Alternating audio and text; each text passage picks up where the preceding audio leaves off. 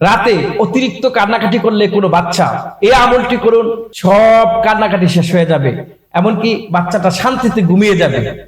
আসুন আমরা আমলটি সম্পর্কে জেনে নিই। সব সময় বিভিন্ন বাচ্চারা ছোটবেলায় বেশি কান্নাকাটি করে, যদিও সায়েন্টিফিক মেথডে কান্নাকাটি করলে কোনো সমস্যা নাই, কান্নাকাটি করলে ব্রেন ভালো হয়, কিন্তু তারপরেও অনেক বাচ্চা আছে বেশি কান্নাকাটি করে, যেটা বাচ্চা মা এবং কেউ আশেপাশে ঘুমাতে পারে না, সারা রাত উঠে উঠে মাকে জ্বালায়, বাবাকে জ্বালায়, ঘুম থেকে উঠতে হয়, বারবার মায়ের ঘুম ভেঙে যায়। এই পরিস্থিতি থেকে বাঁচার জন্য 3টা আমল আমি আপনাদেরকে দেব, সহজেই বাচ্চা আর কাঁদবে না এবং তার কান্নাকাটি বন্ধ হয়ে যাবে, সে শান্তিতে ঘুমাতে থাকবে। এই জন্য আমরা এই আমলগুলো করার চেষ্টা করব। প্রথমেই আমরা যে কাজটি করব, যে একবার সূরা ইখলাস আমি পড়ব, তারপরে আউযুবিল্লাহ বিসমিল্লাহ শরীফ একবার সূরা ইখলাস, আউযুবিল্লাহ বিসমিল্লাহ শরীফ একবার সূরা ফালাক, আউযুবিল্লাহ বিসমিল্লাহ শরীফ একবার সূরা নাস আপনি পড়ে বাচ্চাকে ফু দিবেন। বাচ্চা কোনো তাবিজ তোমার কোনো কিছু ব্যবহার করবেন না। অনেকেই বাচ্চাকে এই কান্না থেকে থামানোর জন্য বিভিন্ন ফকির পীর দরবেশের কাছে যেয়ে থাকেন এবং তাবিজ তোমার দিয়ে মানে অবস্থা করুন, বাচ্চা তাবিজের ওজনে হাঁটতে পারে না এমন তাবিজ দেওয়া হয়। এগুলো বাচ্চার সৌন্দর্য নষ্ট করে এবং কখনো এই তাবিজ ব্যবহার করবেন না। আজকে গিয়ে তাবিজ সব তাবিজ ছিঁড়ে ফেলবেন। সমস্ত আল্লাহর বিধান অনুযায়ী, রাসূল করিম সাল্লাল্লাহু আলাইহি ওয়াসাল্লামের সুন্নাহ অনুযায়ী আমল করবেন, দেখবেন আপনি এই বাচ্চাও শান্তিতে ঘুমাবে, আপনিও সুস্থ থাকবেন এবং পরকালে আপনি শান্তিতে থাকবেন। কেননা আপনি চাইলে যে কোনো উসিলা নিলে আপনার রোগ ভালো হয়ে যেতে পারে, কিন্তু 2টা দিক আছে, একটা হলো বৈধ আর একটা হলো অবৈধ। আপনি যদি অবৈধ উসিলা নিয়ে আপনার রোগ ভালো হয়, আল্লাহর দরবারে আপনাকে কররা জবাবদিহির মুখোমুখি হতে হবে এবং আপনি জাহান্নামী হয়ে যেতে পারেন।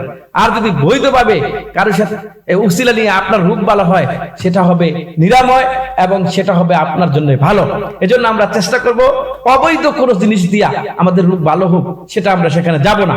আমরা বৈধ পন্থায় নিজের বাচ্চাকে কাটাকাটি থেকে বাঁচানোর চেষ্টা করব। যেমন তাবিজ দেয়া, এগুলো ইসলামে বৈধ নয়, হারাম তাবিজ ব্যবহার করা। এজন্য আমরা তাবিজ ব্যবহার করব না। যাদের কাছে যেসব বাচ্চাদেরকে আপনারা তাবিজ দিয়েছেন, আপনারা তাওবা করে ফিরে আসুন আর তাবিজ ব্যবহার করবেন না, ছিঁড়ে ফেলুন। আজকে থেকে এই আমলটি করুন, আপনার বাচ্চা আর কাঁদবে না, আপনার বাচ্চা শান্তিতে ঘুমাবে। 1 নম্বরে বলেছিলাম সূরা ইখলাস একবার, আউযুবিল্লাহ বিসমিল্লাহ শরীফ, তারপরে সূরা ফালাক, আউযুবিল্লাহ বিসমিল্লাহ শরীফ, তারপরে সূরা নাস, আউযুবিল্লাহ বিসমিল্লাহ শরীফ পড়ে আপনি বাচ্চাকে ফু দেন। আবার সূরা ইখলাস পড়েন, আউযুবিল্লাহ বিসমিল্লাহ শরীফ, আবার সূরা ফালাক পড়েন, আউযুবিল্লাহ বিসমিল্লাহ শরীফ, আবার সূরা ইখলাস পড়েন, আউযুবিল্লাহ বিসমিল্লাহ, আবার ফু দেন। সুন্দর করে ফু দিয়ে আবার সূরা ইখলাস পড়েন, আউযুবিল্লাহ বিসমিল্লাহ শরীফ, আবার সূরা ফালাক পড়েন, আউযুবিল্লাহ বিসমিল্লাহ শরীফ, আবার সূরা নাস পড়েন, আউযুবিল্লাহ বিসমিল্লাহ শরীফ। এভাবে দম করে আপনার বাচ্চাকে গাটাকে বন্ধ করবেন। বন্ধ করার পরে যে দোয়াটি আমি পড়ছি আপনারা হয় লিখে নেবেন বাংলাতে, না হয় আমার সাথে পড়ে পড়ে বাচ্চাকে ফু দিবেন। ইনশাআল্লাহ আপনার বাচ্চা আর কাঁদবে না, আপনাকে জ্বালাবে না, আপনাকে কষ্ট দিবে না। আপনার বাচ্চা সুস্থ থাকবে, ভালো থাকবে, ভালো করে ঘুমাবে। আপনি পড়বেন যে বিসমিল্লাহিল্লাযী লা ইয়াদুররু মা ইসমিহি শাইউন ফিল আরদি ওয়ালা ফিস সামাই ওয়া হুয়াস সামিউল আলিম।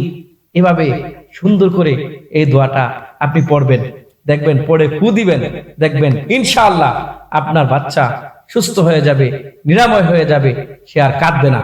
তারপরেও আমি আপনাদের সাহায্যার্থে যে সূরা ফালাক নাস একটু পড়ে দিচ্ছি, তারপরে আপনি এইভাবে পড়ে বাচ্চাকে ফু দিবেন।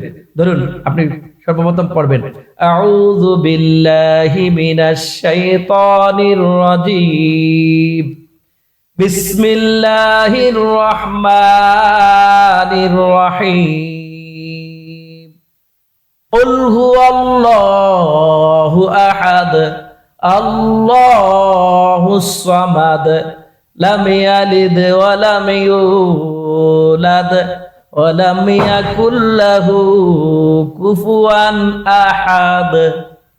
এই সূরা তো আমরা সবাই পারি, আমরা এই সূরাটি সুন্দর করে পড়ে বাচ্চাকে ফু দেব। 2 নম্বরে বিসমিল্লাহির রহমানির রহিম, কুল আউযু বিরাব্বিল ফালাক মিন শাররি মা খালাক ওয়া মিন শাররি গাসিকিন ইযা ওয়াকাব ওয়া মিন শাররিন নাফাসাতি ফিল উকাদ ওয়া মিন শাররি হাসিদিন ইযা হাসাদ।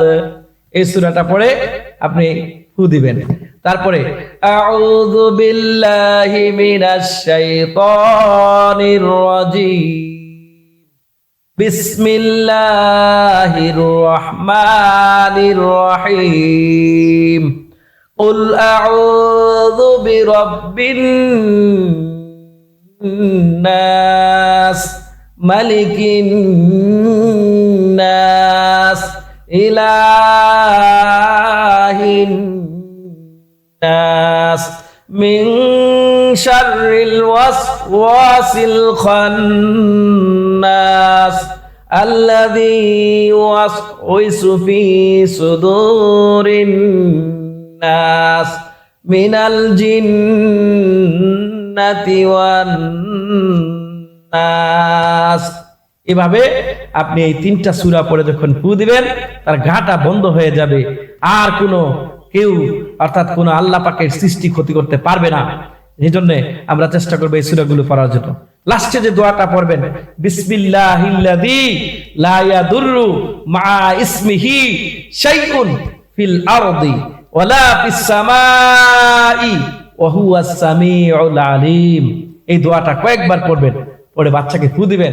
ইনশাআল্লাহ আপনার বাচ্চা আর রাতে কান্নাকাটি করবে না, আপনি নিজেই তখন ফু দিতে পারবেন।